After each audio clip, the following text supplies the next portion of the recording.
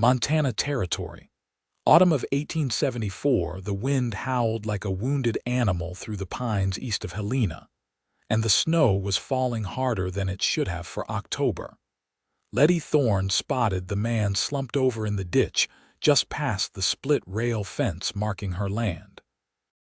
His coat was torn, his knuckles bloodied, and his face was half frozen under the crust of ice clinging to his beard. She pulled her rifle from where it rested across her saddle and approached with care. There had been trouble in the hills lately, drifters, deserters, worse. But when she reached him, he did not even flinch. His eyes barely opened and his lips were cracked so bad they bled when he tried to speak. "Do not bother," he rasped. "Ain't worth the trouble." She stared at him, chest rising and falling slow like he had already given up. "Well," she muttered, slipping her rifle back into the scabbard. "Good thing I never listened to dead men." She pulled him up under the arms and hauled him over her mare's saddle, every muscle in her back screaming. He was tall and lean, but not heavy, just worn down, like a tree stripped bare by too many hard winters. She got him to the cabin just before the light died. Her 7-year-old son, Boone, peeked out from behind the door with wide eyes. "Who's that?" Boone asked.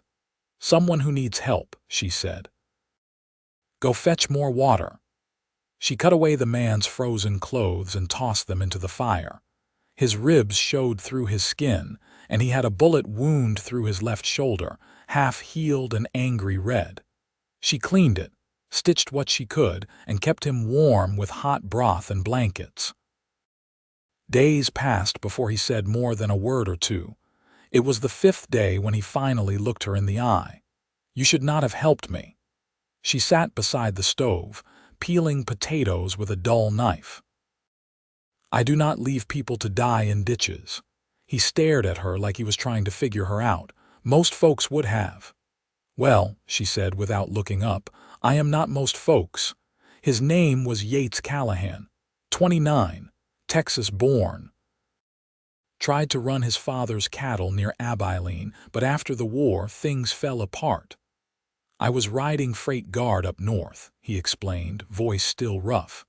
"Some men jumped us near the pass. Took the wagon, left me with a bullet and a busted leg." Lettie nodded. "You got lucky." He gave a short laugh. "Did I?" Boone took to him fast. Yates never said much, but he listened, and that was enough for a boy without a father. Lettie had buried Boone's pa 5 years back after the fever took him. Since then, it had just been the two of them, with Lettie breaking horses and keeping the small cattle herd alive through blizzards and dry spells. Yates started walking after a week, leaning heavy on a cane he carved from a pine branch. He never asked to leave, but he also never asked to stay. He fixed the chicken coop, chopped wood without being told, and mended the barn roof before the first deep snow. "I owe you," he said one night by the fire, voice low. Boone was already asleep, curled under a quilt. "You do not owe me anything," Lettie replied. He looked at her, jaw tight. "You took my hand when no one else would." Lettie said nothing for a while. She watched the fire flicker against the log walls. "Maybe I just knew what it felt like," he blinked. "What do you mean?" She met his eyes. "To be left for dead, to lose everything." Her voice cracked. "To get looked at like you are not worth saving." He did not speak again that night, but his gaze stayed on her long after she turned away. By December, the valley was snowed in. The three of them spent long nights playing cards or carving toys from scrap wood. Yates built Boone a slingshot for Christmas, and Boone gave him a pine carving of a horse with one ear missing. One night, after Boone had gone to bed, Lettie poured 2 tin cups of coffee and handed one to Yates. "You planning to leave once the thaw comes?" she asked, not looking at him. "I was," he said. "Was not sure I would be welcome to stay." Lettie's hand froze on the cup. "You are," he exhaled, slow. "Then I will stay." She looked up. "Good." Their eyes held a beat too long. He reached across the table, rough fingers brushing hers, nothing more than a touch. but it sent something deep inside her chest shifting, like spring water cracking through ice. After that, things changed, quiet but sure. He started brushing snow from her shoulders when she came in from the corral. She started making his coffee the way he liked it, black, with a pinch of salt. He taught Boone to whittle better. She taught him how to tell when the calves were coming early. One night in late January, when the wind was howling again and the frost clawed at the windows, Yates stood by the fire, watching her braid her hair before bed. "I have been thinking," he said. She turned. "About what?" He crossed the room. "About how I spent my life riding from one place to the next, never had a real home, not until I landed half dead in your ditch." Lettie's lips parted, breath catching. "I thought I was done," he said. "But you, Lettie, you reached out when no one else would have. You gave me a place, a reason." She looked up at him, slow and quiet. "You gave me something too, Yates." "What?" She stepped closer. "Hope." He reached for her hand, and this time she let him take it.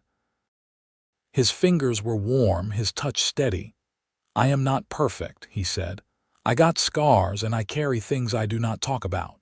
"So do I," she whispered. He leaned in, forehead resting against hers.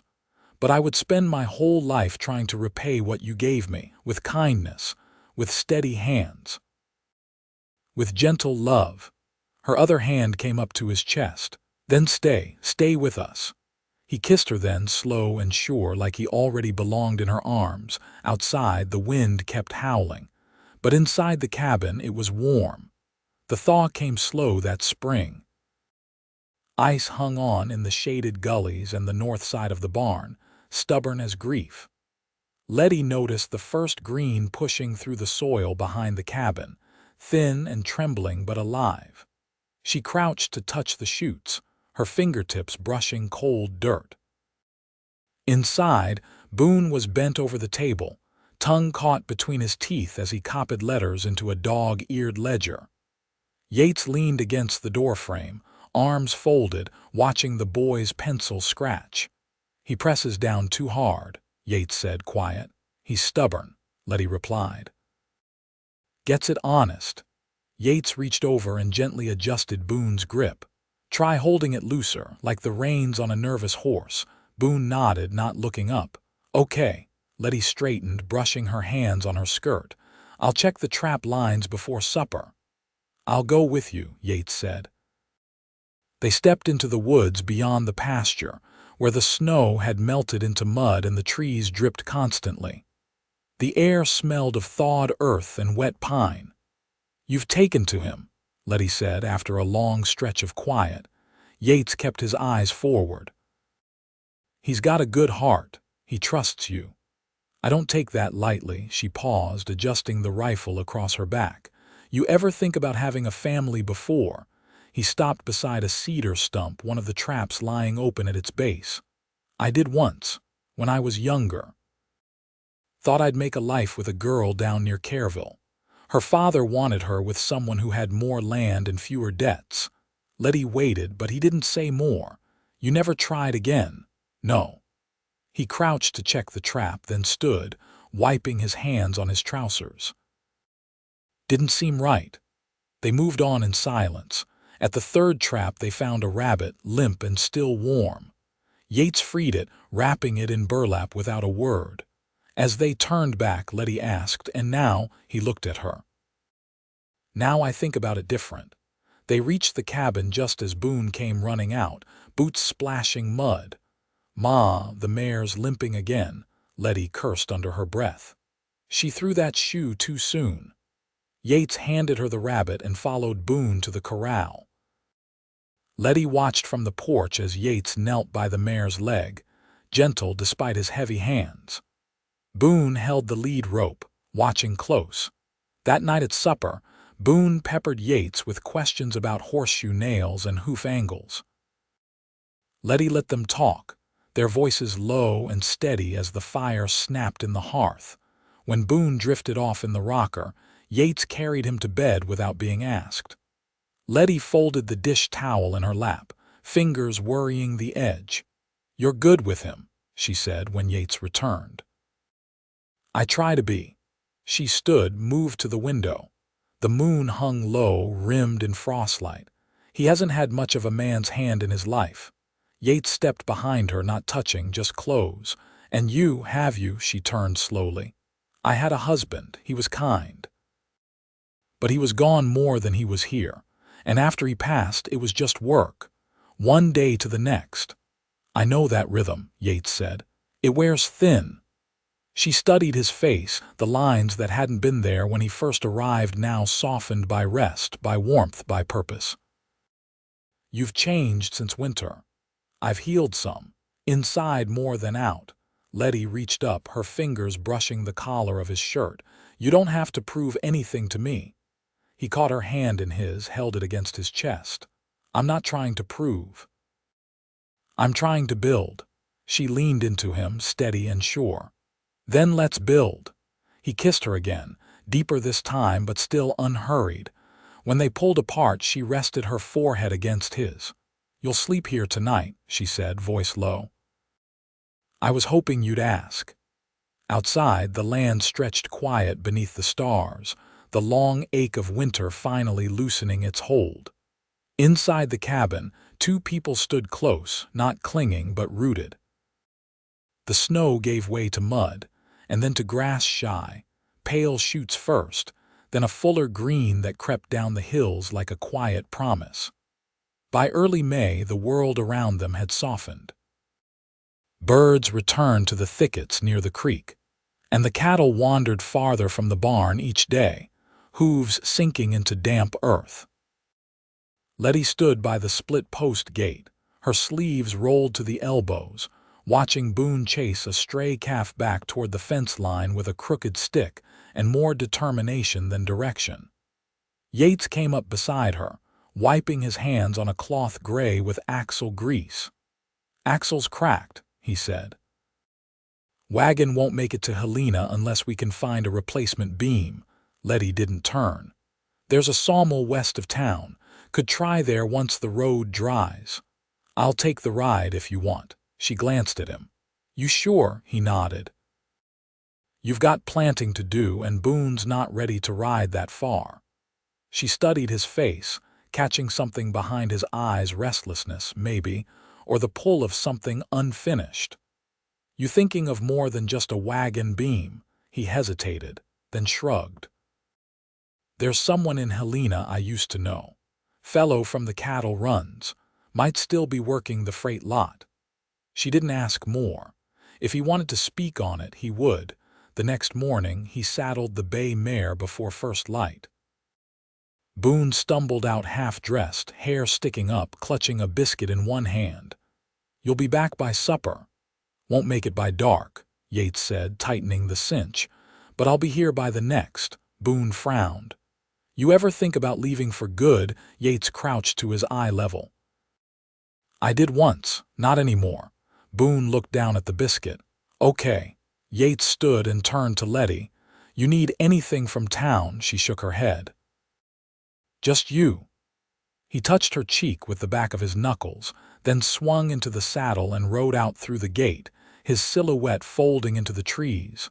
The day stretched quiet. Lettie worked the rows behind the cabin, soil warm and damp beneath her hands. Boone helped for a while, then wandered off to fish at the creek. By dusk, the sky turned bruise-colored and heavy with clouds, and wind pushed across the pasture in fits. Rain came hard overnight. She lay awake listening to it drum the roof, one hand stretched across the empty side of the bed, the ache of it sharper than she'd expected. By the time the sky cleared the following afternoon, the road had turned to a ribbon of muck. She scanned the tree line until her eyes blurred, breath catching at every distant snap of branches. He didn't come before dark. She told herself not to worry. Roads flooded. Horses threw shoes. He'd said he'd be back by the next, and Yates didn't say things he didn't mean. But still, as she lit the lamp, her hands trembled. Boone set the table without being asked. He'll be here. She nodded, lips pressed thin. The next morning she found him just past the rise, leading the mare on foot, both of them soaked and mud-caked. His coat was torn near the hem and he limped slightly, but his face broke open when he saw her.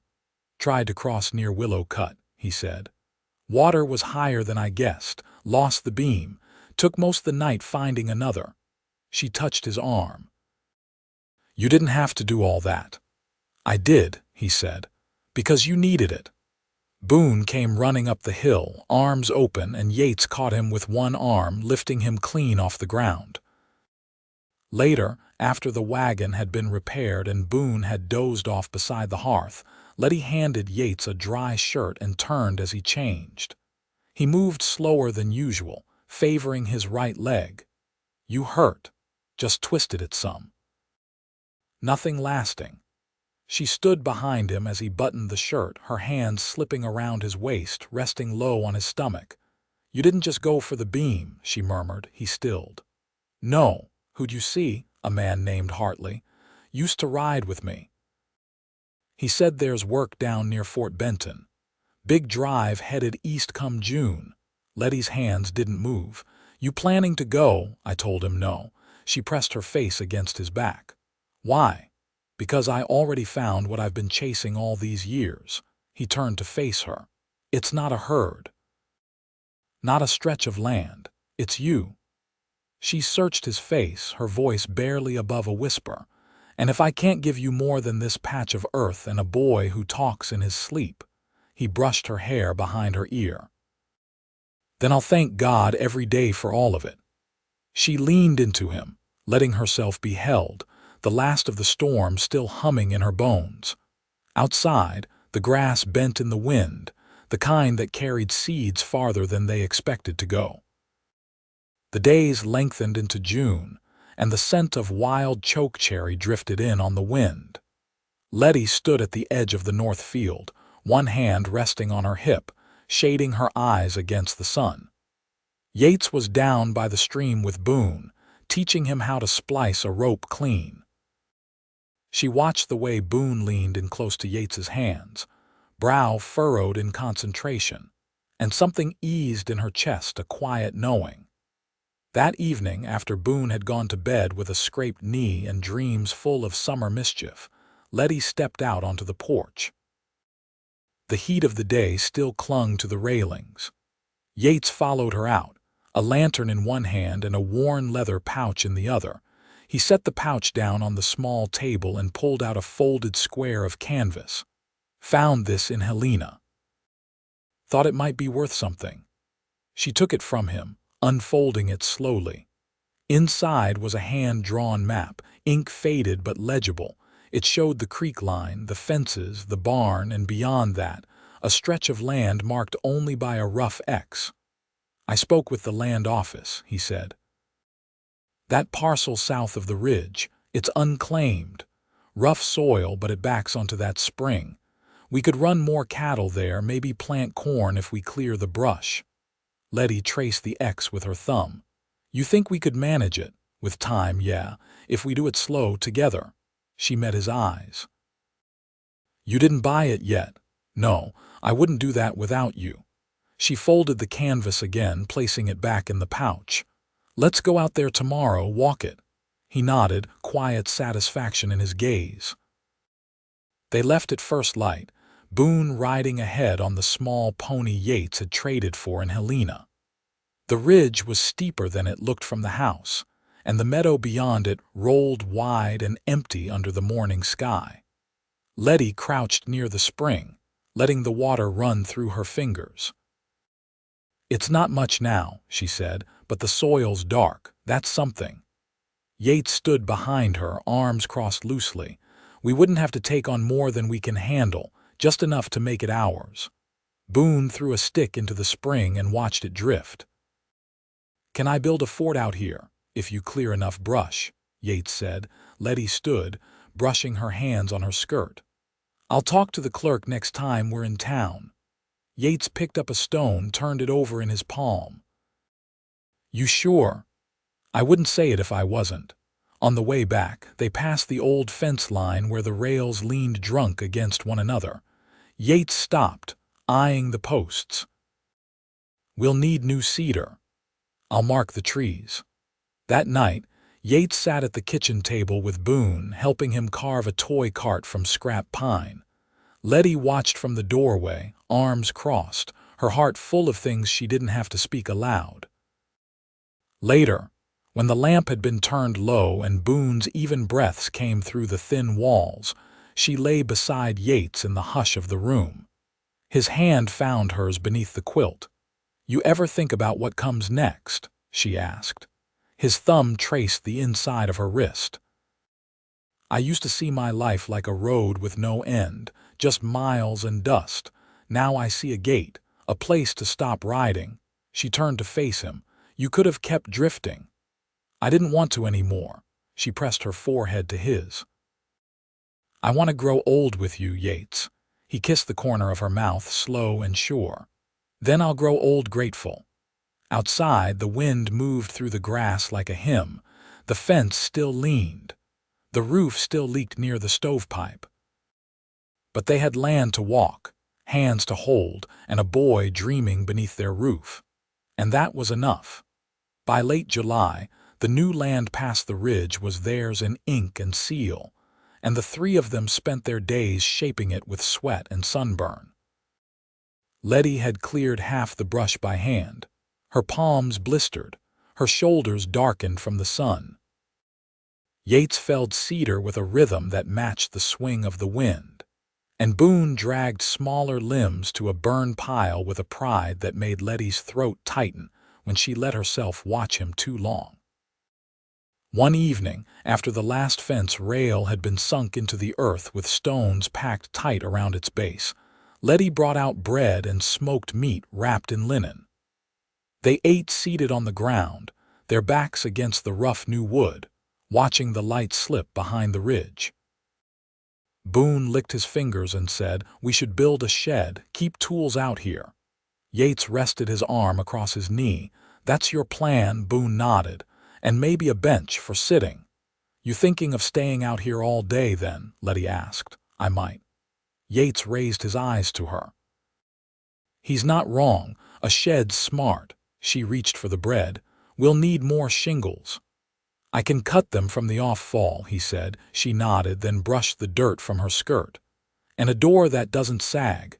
Boone leaned back into the grass, content. "We're building a whole world here." Lettie looked over at Yates, her voice softer. "Feels like it." That night, after Boone had fallen asleep across the foot of their bed, too tired to make it to his own, Lettie slid her hand into Yates's beneath the quilt. "I used to lie awake, wondering how I'd keep going," she whispered. "Now I lie here thinking about what to plant next spring." He turned toward her in the dark, their knees brushing. "I've never built anything that lasted, not until now." She shifted closer, resting her head on his shoulder. "I want to be a woman who makes things grow, not just in the ground. You already are." She smiled against his skin. "I want to marry you, Yates Callahan." He stilled for only a moment. "Then let's marry, not in town, not with fuss, just here. On our land." She pressed her lips to his collarbone. "Tomorrow, if you'll have me." The sun barely crested the edge of the pasture the next morning when they stood beneath the cottonwood behind the house.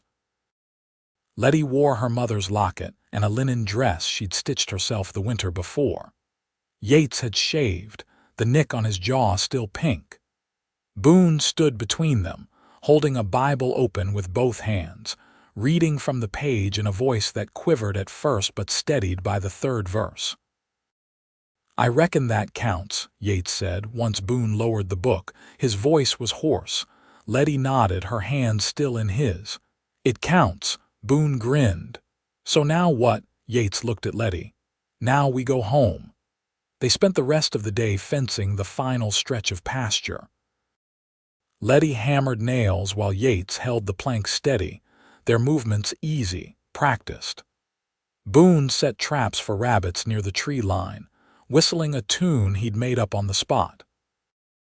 That night, they ate supper by lantern light, a pie cooling on the windowsill and the smell of summer dust lingering on their clothes.